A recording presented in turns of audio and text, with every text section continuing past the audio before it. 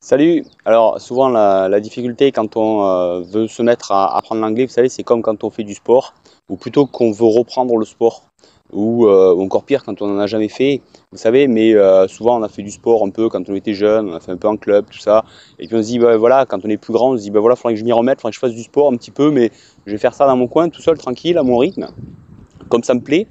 Et bah ouais, c'est bien, c'est vrai, mais le problème, c'est que si on n'a jamais eu l'habitude vraiment de faire ça tout seul, on a du mal. On a du mal parce qu'en fait, il y a quand même pas mal d'intérêt dans un club, par exemple, dans un groupe en tout cas. Et notamment, c'est que ça va nous entraîner, ça va nous donner un rythme. On va plus se poser de questions, on va pas le faire un petit peu à l'envie du moment. Et on va se laisser aussi un petit peu transporter par l'enthousiasme du groupe. Et c'est beaucoup plus simple. On n'a pas besoin de se demander qu'est-ce qu'on va faire aujourd'hui. Tout ça, c'est voilà, ça a été calculé par d'autres personnes. On n'a plus qu'à suivre. Et c'est ce qui fait qu'effectivement, ça donne beaucoup plus de résultats. Et pour l'anglais, souvent c'est pareil, parce qu'en général, on ne fait pas ça dans un groupe. Vous savez, un groupe, c'est contraignant, il faut se déplacer, il faut suivre un rythme qu'on n'a pas forcément envie de suivre, il faut apprendre des choses qu'on n'avait pas forcément envie d'apprendre en ce moment. Il faut le faire à certaines horaires. Certains horaires, c'est contraignant, ça s'adapte peut-être mal à notre vie. Et puis en plus, on se retrouve au milieu de plein de Français pour parler anglais. Et en général, c'est un peu à la fois intimidant et puis pas très motivant non plus d'ailleurs. Donc voilà, pour toutes ces raisons, on se retrouve souvent seul à vouloir faire ou refaire de l'anglais. Et c'est quelque chose souvent qu'on n'a jamais fait tout seul finalement. On l'a fait un peu en classe, et puis c'est tout. Et c'est tout ce qu'on connaît. Et d'ailleurs, c'est pas vraiment ce qu'on a envie de reconnaître, de reproduire. Le problème, c'est que c'est la seule chose qu'on connaît vraiment. Et du coup, c'est la seule chose qu'on va avoir tendance à reproduire. Et c'est un petit peu là qu'est toute la difficulté. Parce que on va essayer de reproduire des choses qui ne nous vont pas vraiment, qui ne fonctionnent pas des masses, qui avaient l'avantage d'être en groupe et maintenant on va être tout seul en plus. Donc finalement on va enlever un petit peu les seuls intérêts d'avoir été en classe et on va essayer de garder un petit peu tout ce qu'on pense être la seule chose à faire, c'est-à-dire toutes les choses qui ne sont pas super motivantes, qui ne marchent pas des masses d'ailleurs, qui ne sont pas du tout optimisées pour apprendre la langue. Et du coup, voilà, c'est comment faire. Alors, bien sûr, il y a les méthodes, il y a toutes les méthodes. Et moi, je suis venu un petit peu renchérir pour rajouter ma méthode. Alors, ma méthode, elle est un petit peu différente dans le sens où c'est pas vraiment une méthode qui vous dit, voilà, tu apprends ça comme ça et tu as les leçons tous les jours. Mais il y a un cadre tous les jours où effectivement, tu as toute une série une petite série. Voilà, tu as une séance aujourd'hui, tu sais un petit peu ce que tu vas faire, en tout cas, tu as une liste de choses que tu vas pouvoir c'est pas vraiment une liste d'ailleurs, mais c'est un extrait d'ailleurs de podcasts, d'un enregistrement, de gens qui parlent dans la vie de tous les jours, vraiment dans la vie réelle, qui sont intéressants, qui sont bien enregistrés, qui disent, qui donnent envie parce qu'ils discutent de choses intéressantes. Là, c'est pas un cours d'anglais. Et derrière, effectivement, j'ai tout décortiqué pour que vous puissiez aller puiser ce qui vous intéresse aujourd'hui. Et puis voilà, c'est un petit peu le gros de la structure, un petit peu si vous voulez, mais voilà, après, l'idée, c'est de vous faire travailler un petit peu la prononciation, c'est de vous faire travailler l'écoute pour pouvoir reproduire des sons et reproduire des phrases et des structures. Enfin bon, bref, on se calque vraiment sur l'anglais tel qu'il est parlé, tel qu'on veut le comprendre, tel qu'on veut le parler.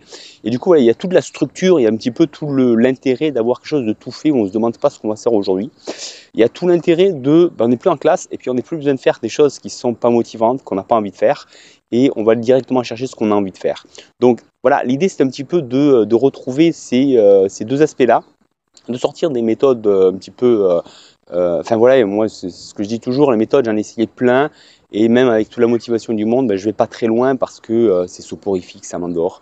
Et quand j'en ai fait 4 leçons, je veux dire, j'ai bataillé pour en faire 4-5. Allez, peut-être un petit peu plus, là, les moments de forte motivation. Mais bon, voilà, je ne suis jamais allé au-delà de 10 leçons consécutives parce que tout simplement, j'ai beau être motivé pour apprendre à parler une autre langue. C'est pas ce que j'ai envie de faire, quoi. D'accord? Donc voilà, c'est dans ce cadre-là que je l'ai fait. Donc voilà, l'idée c'est que si vous vous retrouvez un petit peu dans ce que je vous dis, n'hésitez pas peut-être à aller jeter un œil à ce que je vous propose. L'idée c'est qu'en fait, je vous propose même une méthodologie. Comment le faire tout seul comme j'ai fait en fait. Comment le faire tout seul, un petit peu les principes, ce que vous pouvez faire vous-même avec Internet. C'est facile, il y a plein de choses à faire. Et puis effectivement, si vous voulez, parce que la difficulté, c'est que même si vous savez comment faire, après, il faut encore passer à l'action. Et donc, si vous voulez, je vous propose une méthode, entre guillemets, où vous avez un cadre, quelque chose de fait, de plaisant, où on applique tous ces principes, vous n'avez plus qu'à vous laisser guider pendant plusieurs mois, et ça vous met vraiment le pied à l'étrier, vous passez vraiment à autre chose, vous prenez une autre expérience, un rythme, etc., de manière plaisante, et c'est une formation dans laquelle je m'implique personnellement. Je vous en reparlerai, mais bon, Au bout d'un mois, on fait un petit bilan ensemble.